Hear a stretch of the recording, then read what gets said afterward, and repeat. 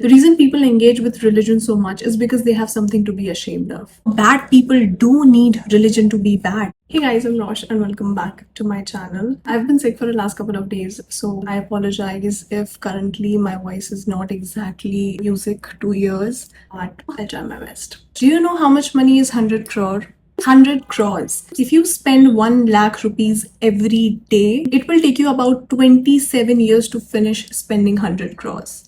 That's how much money it is. Do you know how much money temples in India make every year? You can pause this video and take a look at this table. 650 crores, 500, 2500 crores, 1,20,000 crores in a single year. Most of it are the donations they receive from worshippers in the form of gold, silver, cash, or other precious items. Something more interesting is that they don't get taxed on this money, not on the donation money. If your business makes around 100 crores in profit annually, you would have to pay around 20 to 25% tax on it, which would be around 25 crores. If you calculate the taxes of this donation money, 25% of 500 would be 125 crores. 125 crores. But they don't have to pay a single penny. And do we know where that money goes? I had a friend who lived across the street from a member of the state parliament. She used to look at him and tell me how she dreams of becoming an IS officer so that one day she can also have that lifestyle. The comfort, the security, bodyguards, which I'm sure is provided by the government. The odd thing was 2 out of the 3 vehicles he owned were high-end luxury cars on a government employee's salary. Makes you wonder, huh? I'm sure that's not provided by the government, at least not officially. She was so naive. No wonder she's not my friend anymore. I don't mean any disrespect. I love you in case you're watching this. Another time I was coming back from dinner with a few people and we were discussing why the police check so many trucks and cars around the elections. It's advised not to carry a lot of cash with you around elections, not more than 50k or 1 lakh at once, because it could be seized on suspicion of being used to bribe voters to vote for a particular political party. And one person from the group told us his experience that a couple of years ago he had witnessed poor people being bribed with unbranded cheap liquor and 50 rupees per person so that they vote for an XYZ political party. I wonder how they acquire and move the money during elections to do these things. Also, did you know that people can actually launder their money by donating it to charities or religious institutions? If you have 10 crores in black money and you donate it to a religious institution, that money won't be taxed. And that charity can give it back to you by saying on paper that you did some construction or paint job for them, depending on the business that you have. And you don't actually have to do that. They just say it on paper.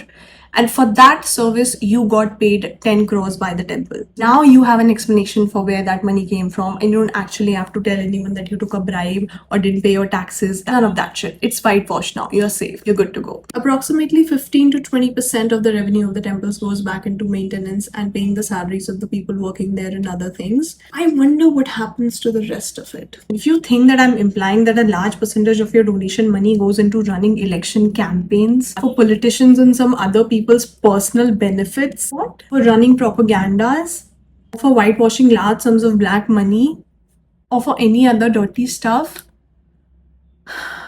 Yes, I am. I am actually implying that. By the way, these are just big temples we're talking about. Nobody has any track of money donated to smaller ones. I was starting to do some research to know if someone keeps track of all that money and how much of it is spent on what exactly.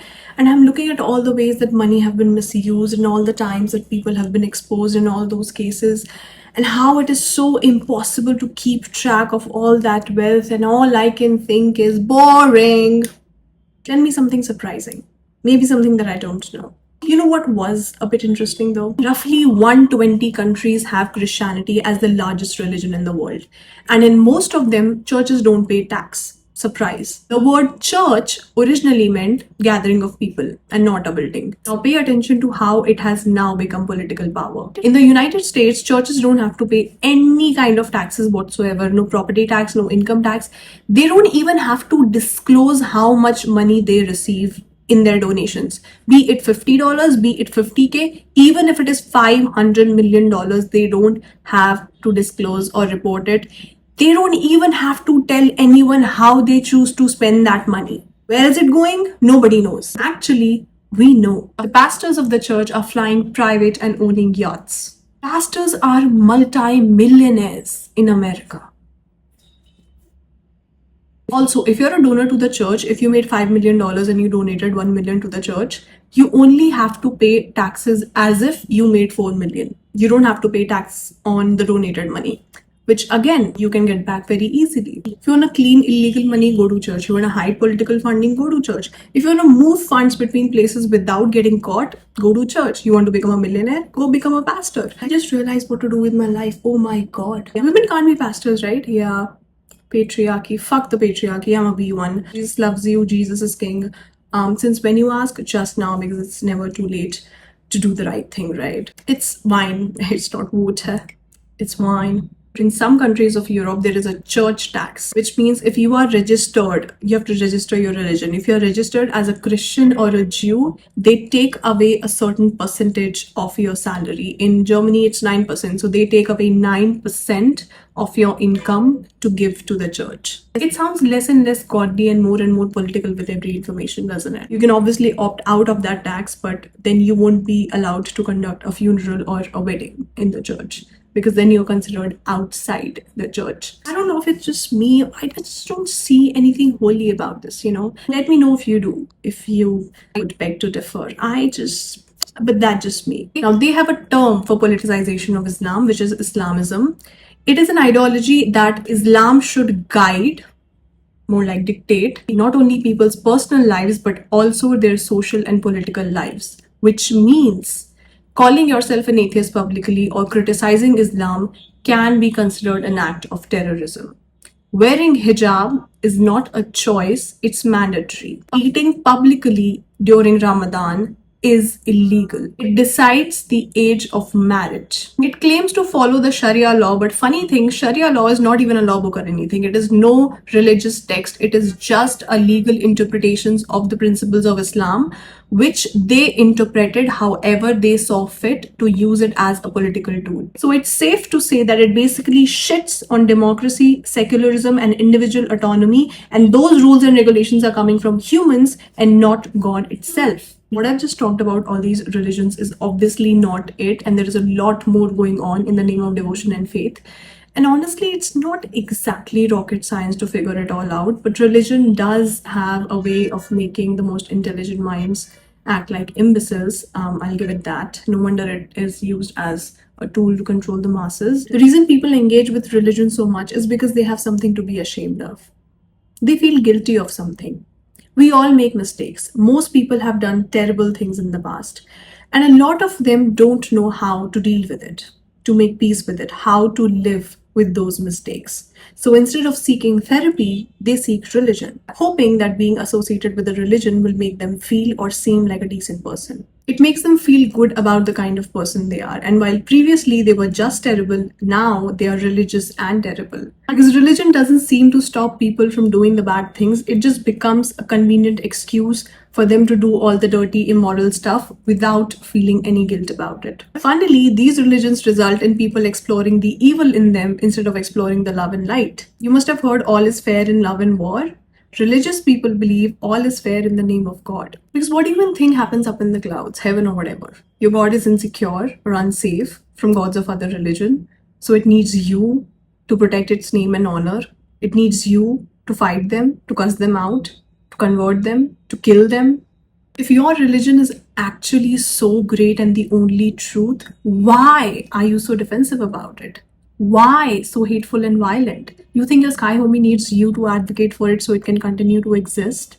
You think your God needs you to threaten somebody's existence in order to survive? You getting offended when your beliefs are challenged, does that make God feel safe and secure and protected, or what? The truth is, it's not about God at all. Good people are good regardless of whether they're religious or not. People who want to be better choose to be better regardless of their religious affiliation. But so many dreadful people continue to be dreadful only now they have religion to justify their actions and validate their feelings. There are people dedicating their whole lives, their entire existence to a religion. They are so devoted and committed and so mad keen about promoting it, misinterpreting it, advocating for it, defending it, converting others, doing everything but living by it, doing everything but opening their holy books for once and actually following the good stuff. They'll only take it out when they need to use the incomplete, misinterpreted, or manipulated text as tools to outcast or suppress certain groups like women, homosexuals, black people, the lower caste. Your whole personality revolves around your religion because you don't have one. What? Who said that? Women being brainwashed or forced into wearing burqas is not Islam, it's misogyny. Dehumanizing black people is not Christianity, it's racism. Dalits being considered untouchables is not Hinduism, it's called casteism. Look at your dirty hands, look at the blood on them. Nobody wishes to be touched by them anyway. Marginalizing gay people is not what Jesus or Allah wants, it's what you want. It's called homophobia. Let's call it for what it is instead of calling it God's will, shall we? Women are meant to be worshipped in India even by God's will, yet look at them, slaving away their lives for who? People who seem to be made in the devil's image. I previously said good people don't need religion to be good, but turns out bad people do need religion to be bad. They get to use it conveniently to unapologetically commit sins, actions they would otherwise be considered criminals for. Ironic, isn't it? One of the most absurd arguments I've come across is that religion keeps people in check. Without it, there would be mayhem. First of all, if you lack sense of morality to the extent that you need religion to tell you how to normally function and behave in a society, nobody should let you loose. You should already be in an asylum or behind bars or on a leash or something. Secondly, people don't realize that by doing performative good, they might be fooling themselves or each other, but they can't fool the cosmos. Your actions alone don't mean anything. What matters is the alignment of your actions with your intentions. You see, there is a vast difference between helping someone to get applauded and helping someone simply because they need help and you're capable of giving it. The first one is performative and the second one is what truly matters. You can fake actions, you cannot fake energy. If you're radiating hatred and resentment while doing good things, that does not mean anything. But if you're radiating love and authenticity, even when you're not necessarily doing anything physically good, that is what really matters. Your energy, your frequency does not lie, you do. This is one of the important teachings in every single religion, but it's not very convenient to follow, is it? The easier thing to do is just write Sanatani or a Quran or a Bible verse in your Instagram bio, post pictures of yourself going to holy places, and then from that same account audaciously leave hate comments and threats under anything that holds up a mirror and gives you a reality check that you don't like. Do you know the religious tourism market size globally was valued at $286 billion in 2024? Now, traveling in general is great, exploring places, I love it too.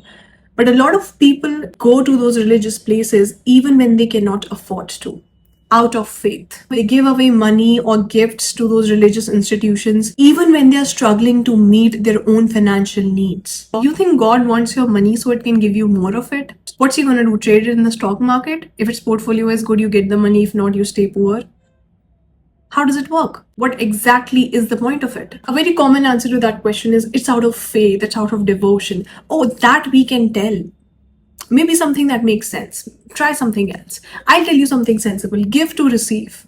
And that doesn't mean give money to God to receive blessings from God. It means give help to someone in need so that you receive help when you are in need. Because what you give out in the world with detachment and good intention eventually comes back to you. The energy you give out is what you attract more of. So as cliche as this might sound, help people who are struggling instead of feeding the already rich organizations. Let alone doing any good, you're making things worse by giving your money to the people in power to fund their dirty little schemes, which are then used to exploit you even more.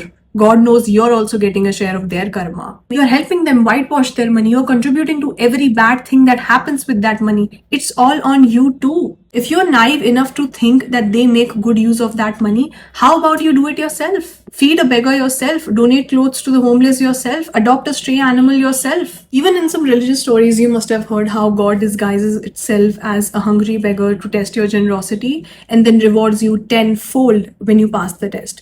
Believe that for all I care. But just do whatever you can within your capacity. Just do your part. That's it for today's video, guys. Thank you so much for watching. I have my Instagram in the description if you want to follow me there. And I love you all so much. And I will see you in the next video.